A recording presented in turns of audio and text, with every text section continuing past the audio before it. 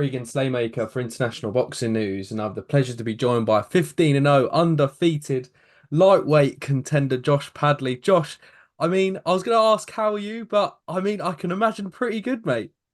Yeah, mate. Yeah, all good over here. Coming off the back of that big win. So yeah, still buzzing about it now. Definitely, mate, as well.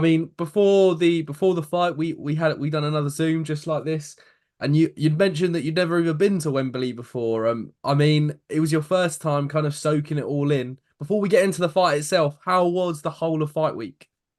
Yeah, unbelievable fight week. Each day seemed to get bigger and bigger and blow my mind a little bit more. I mean, the having the premiere at the Odeon in London, like you say, the red carpet almost. Obviously, it was purple, but yeah, surreal experience. And then obviously the press conference at Thingy Hall that were like I say amazing. Each day topped itself. So yeah, what an experience the whole week was. Definitely. I want to talk about one day in particular, the weighing day, which for fighters, it's probably everyone's least favorite day. It goes without saying, but that initial face to face you had, that last face to face you had with Chamberlain, it got a bit tasty, let's say. It was building up nicely throughout the week, but that kind of epitomized it. What were your thoughts? Just after that whole little push and a pull, as Carl Froch would like to say. Yeah, I mean at the press conference, there were a bit of back and forth there.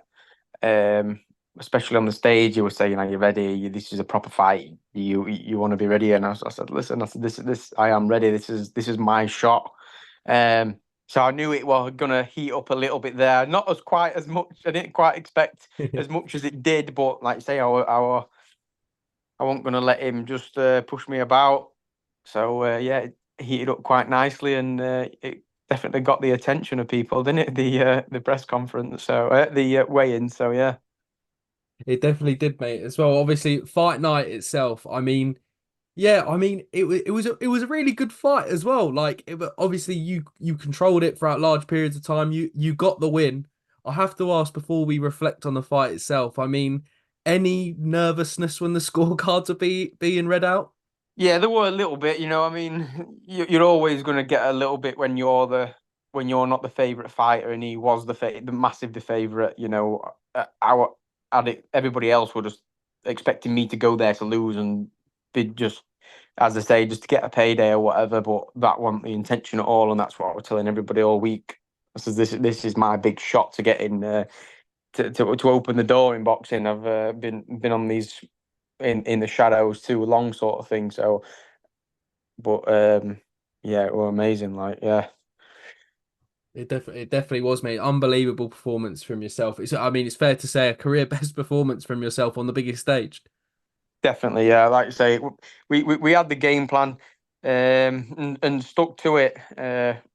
Probably there were probably times in there that I wanted to exchange a little bit more and open up a little bit, but that wasn't the plan. It was sort of play it safe. We knew Mark were a big puncher, and like I say, his record definitely speaks for itself. He's stopped a lot of guys who stand there in front of him and let him punch them. So I had strict instructions from my corner, Jason and Stefy, keep moving, and that's exactly what we did. I stayed disciplined and composed throughout it, and yeah, the game plan won. It definitely did, and as well, we just see what Terry Harper done a few weeks later. On the biggest stage, sticking to the game plan. Yeah, It goes without saying it pays dividends for you guys as well. One thing I do wanna touch on. Obviously, Mark Chamberlain has, the WBC silver at lightweight. Obviously, gives you a good world ranking. But the fight was at 140. If correct me if I'm wrong. I mean, that confused a lot of people. I thought I'd ask straight from source as well. Why was the fight at 140 when kind of obviously if you won those titles, you'd have got that world ranking, Josh. I just thought I'd just a bit of clarity from there. yeah. The original contract. See, this is where at the weigh-ins it sort of got a bit feisty at it because of the original contract that I got through. People can say what they want. I got a contract at 135 for the WBC silver title. That's the one that I originally signed Then 3 weeks out from fight night, we got a phone call, obviously saying, "Oh no, it's 140, no title on the line," which obviously were a disappointment. But I didn't want to lose my opportunity on such a big show, big bill. Um, so obviously we made the decision then to go up to 140, which obviously were an even bigger question mark because everybody were already writing me off as Mark were a bit of a puncher, and then never mind a bigger weight. But it didn't affect me at all. Yeah, it was. I felt fine. Don't get me wrong. I'm not going to stay at 140 because them lads are definitely a bit bigger than like your Dalton Smith and stuff like that. I've done rounds with Dalton over the years, and not bothered about staying up at 140. I'll be going back down to 135. But yeah, it's a shame that I didn't get the title because that would have put me in a really good position now. Because obviously I've got the good win, but that's it. I haven't got the title or anything. So yeah, it's a shame about that. And fingers crossed, more titles to come next year. Definitely, mate. Well, we look forward to it. Obviously, after the fight, you kind of said obviously this is the first fight going full time as a professional, and you potentially your optimum mate could either be 135 or even 130. I mean, you said what super featherweight. I mean, whatever it is next, Josh, it's got to be a big fight with that big win on the massive stage. Yeah, I mean, I think we've made the decision to stay at 135 now. We've got rankings in pretty much every one except the WBA after Yeah. that, after that, after that win, which is good. So I think we're going to pursue 135 because I make it comfortably, and I still feel strong in there. I felt strong at 140. I felt like I didn't feel like he was a stronger man in there. Also, yeah, we're going to stay at 135 and pursue more titles at this weight. Definitely, mate, as well. I mean, I saw a little back and forth with Gary Cully on social media the other day. I mean, but you very politely and respectfully said, I mean, you got the big win. You're the one who's calling the shots at the moment. But I mean, that's a big fight. It is fair to say. But you've also got a lot of options with the 135 division being as stacked as it is globally, let alone domestically as well. Yeah, 135. There's a lot of names in there now, and people there's a lot of eyes on the 135 weight division, which is good. That's probably one of the reasons why we want to stay there. You know, it's a stacked out division, good action from it. A lot of people watch it and follow it. But yeah, Gary Cully messaged us the other day, seeing if he wanted to get it on in December at some point. But we're not rushing into things. We've put ourselves in a good position. And we don't want to rush into something and then lose this position that we've worked hard for. Like you say, we've not getting them belts. It's put us in a good position, but one that we need to also play it a bit safer with, and just weigh up as options before we rush into it. If that is the best option, then yeah, Gary Culling next year, then so be it. Or like I say, another big name. But one thing we're not doing now is rushing into it. We're gonna see everything that we've got and then go from there. Definitely, mate. I mean, I've got to ask. Obviously, the two fighters that going into your fight were when Mark Chamberlain is Sam Noakes, British Commonwealth and European champion. I mean, though those titles are massive domestically. Obviously, Sam's unified them all. I mean, you beat the man that he was linked with. Is it fair to say a fight with the British Commonwealth and European champion is definitely something that you've probably got your eyes on? Yeah, me and Sam have nearly fought before. We just couldn't come to an agreement, so it's not a fight that I'm against again. Um, if Sam Noakes is the next best thing fight for me, then so be it. But again, we're not rushing into things. We're going to see how this year plays out now and weigh us up as options before we do rush into it. Again, Sam's a good fighter, um, no denying that. But he's now number one, I think, in he? So could be a bit of a trend, go back into number one. Um, but yeah, see what next year brings. Not turning that fight down. But just need to weigh up and see what's best for us and see what's best for Team Padley. Definitely, mate, as well. It's got to be that case. From what you're saying there, is it more likely that we're going to see you out at the beginning of 2025 and not this side of this year? I would have thought so. Now, yeah, we're getting close to the end of the year now. There's not masses of time left to get things agreed. We're still waiting to hear back on couple of things before we make decisions like them big fights.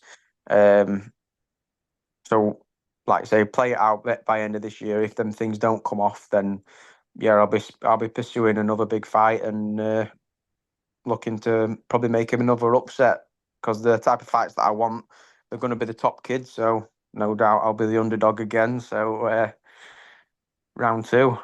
Definitely, mate, and as well, and to quote your trainer Jason Cunningham, I mean the underdog who never lost hope. I mean everyone loves a good underdog story, so we love seeing it in boxing, let alone sport in general, mate. I mean, obviously you've won titles. You want to see you won an area title, obviously heading into that fight, you're area champion. I mean, but now I think I just looked at one ranking, IBF number 13. I mean, the rules state people with a top 15 ranking, they can have a world title shot, a voluntary world title shot, Josh. I mean, whatever is next, I mean, but how do you reflect on kind of that journey from really doing it the hard way on small hall area champion to now a top 15 world ranking? It's a massive rise, mate. It would have been nice to go from the central area belt straight to the WBC silver Yeah, because that's what it should have been. That would have been quite the jump. yeah, But obviously, like you say, didn't work out. And yeah, that's why we're not rushing into things. Because like I say, we've got rankings with everybody now, other than I think it is the WBA. European rankings, I think we're third in European or something like that. And then IBF got, I think we're 16th in WBC. WBO were really high up there as well. Because I know he was going to push on for the WBO world title, wasn't he, Mark? That was a rumor. So I think can't remember what we are, but I think WBO were actually the highest. So yeah, again, that's part of the reason why we're not going to rush into something because you don't know what bigger opportunities could come with it. Like you say, somebody might think, Josh Padley, easy fight again. So what a mistake they'd make doing that. But let's let's wait and see what the best opportunities are for me. definitely, mate. And as well, and how has obviously I saw you in the gym today. How my final one? How has kind of the gym environment, the gym stable, Stefy Ball stable been kind of since the two massive wins for the team? Yeah, buzzing. Like you say, most of us, they write us off before we even get in there. We've obviously got Jimmy Joe fighting Campbell Of tomorrow. course, yeah. So that's another one. So listen, the gym, they can write us off as much as they want, but time and time again, we're proving people wrong. So buzzing to be in the gym. Like I say, a lot of lads are working towards fights and titles, and it's just a good atmosphere to be in. So yeah, we're all going to support Jimmy tomorrow, do the job on Campbell. And that'll be another. I think he's the underdog in that one as well, to be honest. So we'll make a bit of a trend of it. Definitely, mate. Well, I look forward to seeing you in Manchester tomorrow, making the trip up there. So hopefully catch you in there, Josh, as well. Yeah, definitely, mate. Yeah, I'll be looking Definitely, out. definitely. Josh, yeah, I mean that was my final one, mate. I mean, I'm gonna give you the floor for the final words. Any final words for, I mean, the fans who watched your fight at home or came to Wembley a few weeks to get to see you secure that massive win. Yeah, I mean, a lot of my lot that come up, had best weekend that they've had in a long time. I had a lot of messages from it. They all had money on me to obviously win because we knew what we were about, and they've watched me from the amateur days. So most of them got a free weekend in Wembley watching the mate win, and most of them went home with money from going to do it. So what a way to top it off. So yeah, like I say, appreciate all them lots showing the support. There are loads of them out there, and I could hear them in there straight away, sort of thing. So good to hear. And like I say, all my sponsors that helped me over the last 8 weeks, it were we got the job, and like I say, it all paid off in the end. It definitely did, mate. And it's fair to say I did hear the Josh Padley the fan base in Wembley Stadium that night. It was bouncing. But no, Josh, thank you again for your time today, mate. And whatever is next, we look forward to seeing it. Thank you again for your time. Perfect. Cheers, mate. Thank you. No worries, Josh. Take care.